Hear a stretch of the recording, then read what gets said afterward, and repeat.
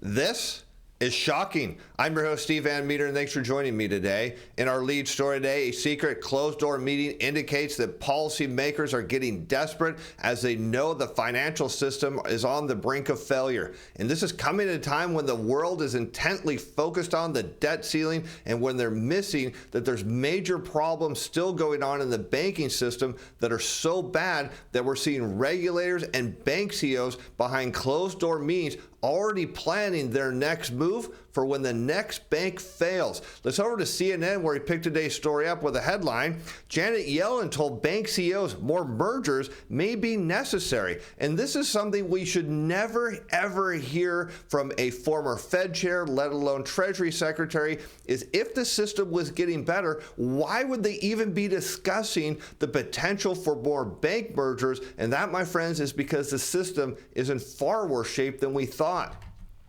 During Thursday's meeting with the CEOs of large banks, Treasury Secretary Janet Yellen told executives that more bank mergers may be necessary as the industry continues to navigate through a crisis. Now, the problem we have here is we're not supposed to be in a crisis anymore. They did bail out the banks. They did shut down some banks. They merged some banks. The Fed came out with emergency response. We saw the Federal Home Loan Bank with its emergency lending. We've done all of these things. Why are we still in a crisis? Well, we've been making this case not only in our show yesterday, but over the last couple of weeks, that the system isn't healing at all. In fact, what we're seeing is that it's getting much worse.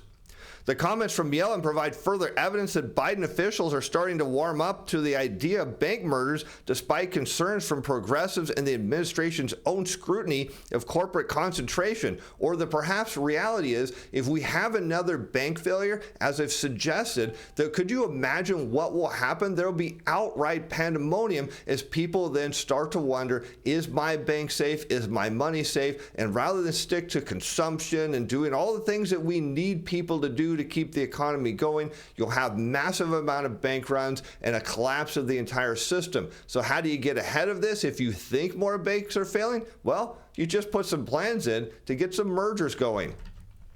Against this backdrop, Yellen met in Washington with, get this, J.P. Morgan Chase CEO Jamie Dimon, Citigroup CEO Jane Fraser, and other board members of the Bank Policy Institute. The readout, now this is what they wanted you to hear, provided by the Treasury Department following the meeting, reaffirmed that the strength and soundness of the U.S. banking system. Now the question then becomes, if the system is so sound and solid, why on earth is she even mentioning the possibility of a merger? Well, we'll get to that here in a moment. And thanking bankers for their leadership and support. Well, I'm not sure what she's thanking them about, because here we can see the sources are now telling CNN that bank mergers were discussed during Yellen's meeting with the bank CEOs, suggesting that this normal meeting that they do actually hold was really intended for her to say, look, we see some problems out here. We're thinking we need to do more mergers, and we need you to get on the program because we cannot afford to have another bank failure. I mean, you could imagine this as a president or a member of Congress to have more bank failures, what that means kind of for your administration, for your chance of re-election, what the public perceives us to be. It's devastating because it says we can have an outright financial crisis happen at a time when we shouldn't see one at all. And Yellen echoed remarks from U.S. regulators who have said there may be bank mergers in the current environment, which makes absolutely no sense because no mergers should be allowed that result in making the too big to fail problem even worse. And my friends, this is a cue the fire moment. Hi guys, hey, how are we? How are we doing? What are you doing here? Well, I'm trying to turn off my elevator, and I wanted to check out his castle. This thing's sick. You guys got to come over and take a look at that. Dude, who let you in? You left the door open. The door was wide open, so I figured I would come in. Now he's going to try to continue his show, so I will leave. Thank you guys. Get out of here. Now look, he's so desperate to get to 200,000 subscribers, he will do anything, including jump into my show. Look, my friends, go to my buddy Jay Bravo's channel, subscribe so he can get to 200,000, and maybe he will actually leave. Because nobody wants to be a hero. Well, JB does, but during an interview with Reuters, Yellen said to a certain degree of consolidation in the regional and mid-sized banking sector could occur. And all this is telling us is she must have inside knowledge that there's further issues in the banking system. Again, we've been making this case that this is actually going to happen. And this might be an environment in which we're going to see more mergers, and it doesn't make any sense because the last thing we need is fewer banks. But how do we know there's still stress and problems in the banking system? Well, yesterday we talked about how the banks are still accessing all of these Fed programs to get money. They're not actually getting better. We showed you this chart here from Zero Hedge that showed the banks are not paying down these loans. It's not getting any better. And then on Friday, well, what do we get? Another report from the Federal Reserve that says deposit outflows are continuing, and not just at the small banks, even the big banks now are seeing money flow out. On a seasonally adjusted basis, excluding large time deposits, large, small, and foreign banks all saw outflows last week. Large banks lost on a non-seasonally adjusted basis, minus $36.5 billion. Small banks, minus $12.5 billion. Foreign banks, minus $1.2 billion. And so now we start to look at this recent headline of Fed Chair Powell says rates may not have to rise as much as expected to curb inflation. And why do we think that Powell's starting to back off here? Does it have anything to do with the fact that Treasury Secretary Yellen, his protege at the Fed, former Fed Chair Yellen, is now starting to indicate and meet with bank CEOs and talk about potential mergers? And that means, from the Fed's perspective, that they must know something's wrong with the system. But I'd love to get your perspective. Do you think that there's something still wrong with the system and they all know it and they don't want us to know? Or do you think they're just kind of planning out just in case something goes wrong? But let's continue on.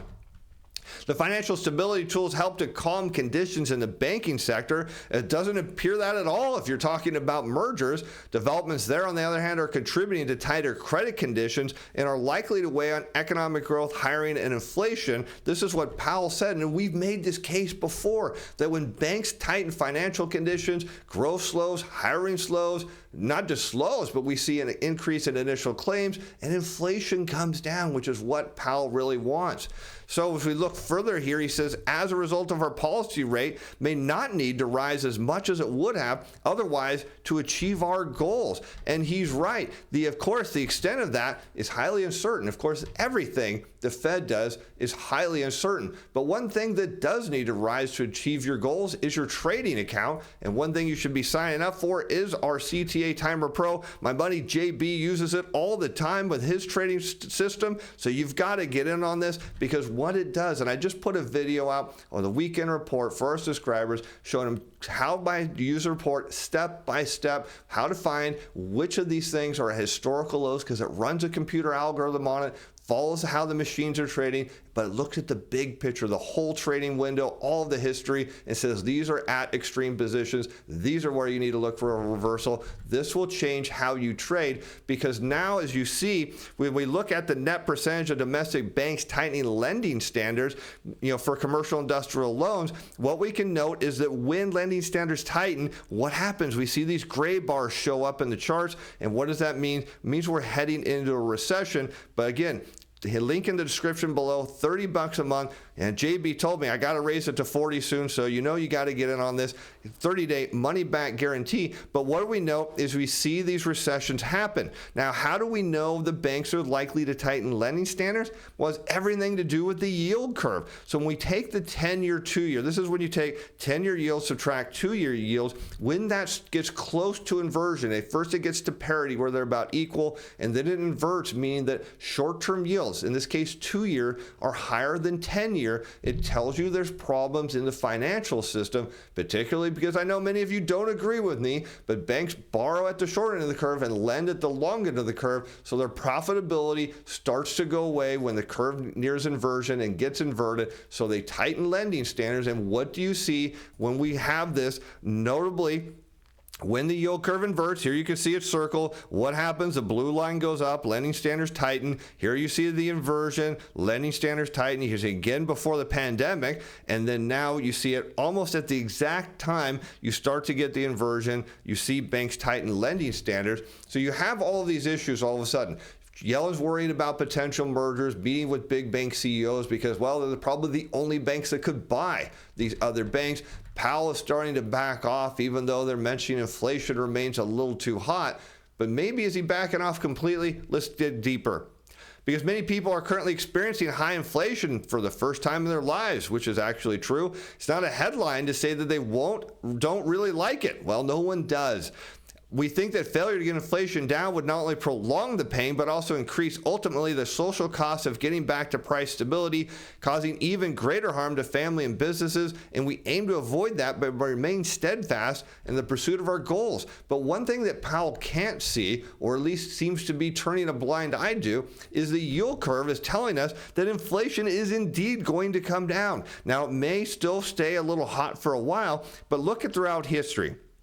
Here you can see when the yield curve is inverted, the red is below that horizontal green line. What happens? Inflation, the CPI, comes down, disinflation almost into deflation. Here you can see it again in the 90s. The curve inverts. What happens? You see inflation rises a little bit longer, comes crashing down. Here you see it in the dot-com bubble. Comes crashing down. You see it again going into the global financial crisis. Transitory increase in CPI. Yield curve inverts, steepens, inflation comes down. It's over and over again. So what Powell could do here is literally just come out and say, look, we think inflation's running a bit too hot, but all of our models suggest, particularly the yield curve, is suggesting that inflation is willing to come down. And we're so concerned about the health of the banking system here because we feel that our policy is causing some of these problems, that we value the health of our banking system more important than inflation. So we're going to focus on making sure there's no more bank failures. And if that means, my friends, that inflation runs a little hotter for a little longer, well, sure beats having your bank fail. I think people would get behind that in a big way.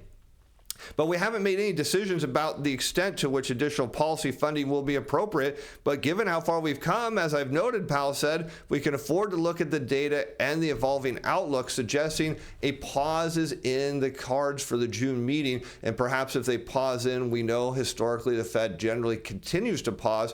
Because if you were trying to fix this, if you were the Fed chief and you heard the Treasury Secretary Yellen was out there talking to bank CEOs about potential mergers, and you were seeing financial conditions tighten, you were seeing lending standards tighten, and you had the power to make it right and to fix it, what could you do? Well, you could lower the federal funds rate real easily, and I'll show you it fixes the problem right away.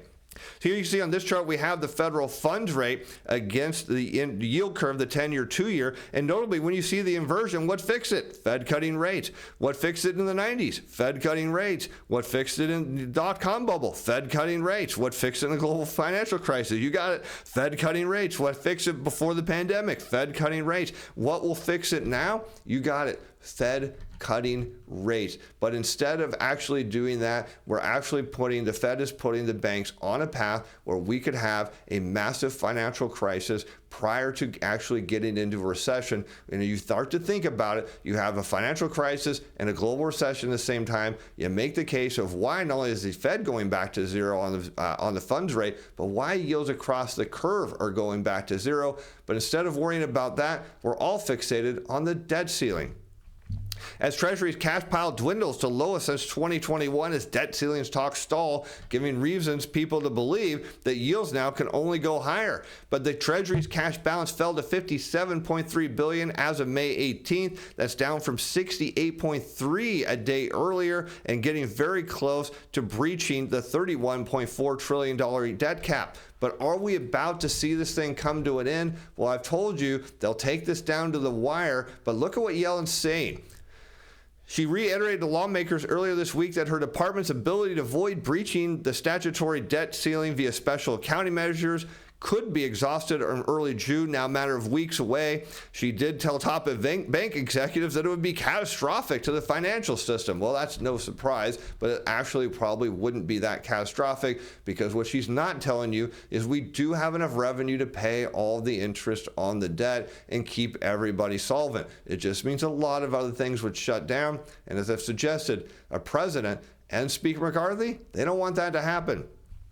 As debt limit talks resume after optimism curbed by GOP walkout, breakdowns aren't unusual in high-stakes Washington negotiations, especially as deadlines near and hard choices come into sharper focus. Both Biden and McCarthy confront frantic campaigns by more ideological members of their parties, alarmed that the priorities will be sacrificed to reach a compromise. And when you see these walkouts, it's typical negotiation strategy. Sometimes you get up, you walk out, you cool off, and you come back and see what happens. And that's all we're seeing is a lot of political gamesmanship here that are going to probably push this thing down to the wire. Both sides will make concessions, and in the end, whether they punt it and actually just do a temporary extension or they reach a deal, either one way or the other, there's going to be a debt ceiling increase. The government's going to pay its bills, and everything's going to be okay, except the banking system, which could be about to fail. And with that, I'm Steve Van Metre. Thanks for watching. Thanks for being fans. Bye now.